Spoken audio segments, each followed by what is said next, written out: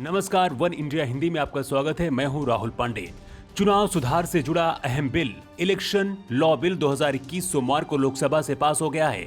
इस बिल को अब राज्यसभा में पेश किया जाएगा। इस बिल के कानून बनते ही वोटर आईडी से आधार कार्ड को लिंक करने का रास्ता साफ हो जाएगा। लेकिन आधार और वोटर आईडी कार्ड को लिंक करने वाले बिल को लेकर अब विपक्ष ने तूफान खड़ा कर दिया है। विपक्ष इसे मताधिकार में हस्तक्षेप करने की कोशिश और निजता का हनन जैसे तमाम संदिग्ध नजरों से देख रहा है।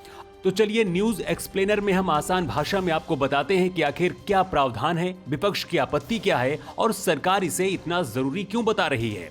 सबसे पहले आपको बताते हैं कि इस बिल में क्या प्रावधान है।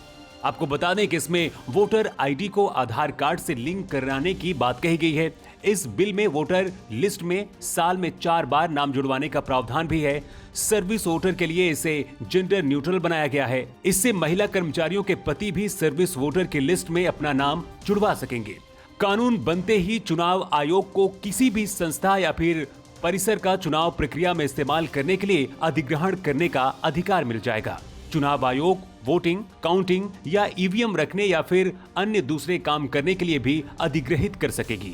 लेकिन इसे लेकर विपक्ष को किस बात से परेशानी है, ये भी जान लीजिए। विपक्ष को इस बिल में सबसे ज्यादा आपत्ति है आधार कार्ड और वोटर आईडी को एक साथ जोड़ने में। विपक्ष का आरोप है कि इससे प्राइवेसी का हनन है और डेटा भी चोरी हो सकता है। कहा जा रहा है कि जिनके पास नागरिकता नहीं वो भी वोटर बन जाएंगे। सांसद असद उद्दीन ओवैसी ने बिल का विरोध करते हुए कहा है कि आधार और वोटर कार्ड को जोड़ना सुप्रीम कोर्ट के उस आदेश का उल्लंघन है जिसमें अदालत ने निजता को मौलिक अधिकार बताया था। ओवैसी ने आरोप लगाया है कि ऐसा होने से लोगों की निजता और सुरक्षा को खतरा है। लेकिन इसके बाद भी सरकार इसे बहुत जरूरी बता रही है। किरण रिजिजू ने कहा है कि चुनाव सुधारों पर लंबे समय से चर्चा चली आ रही है। चुनाव कानून संशोधन बिल 2021 उन्हीं का समावेश करता है।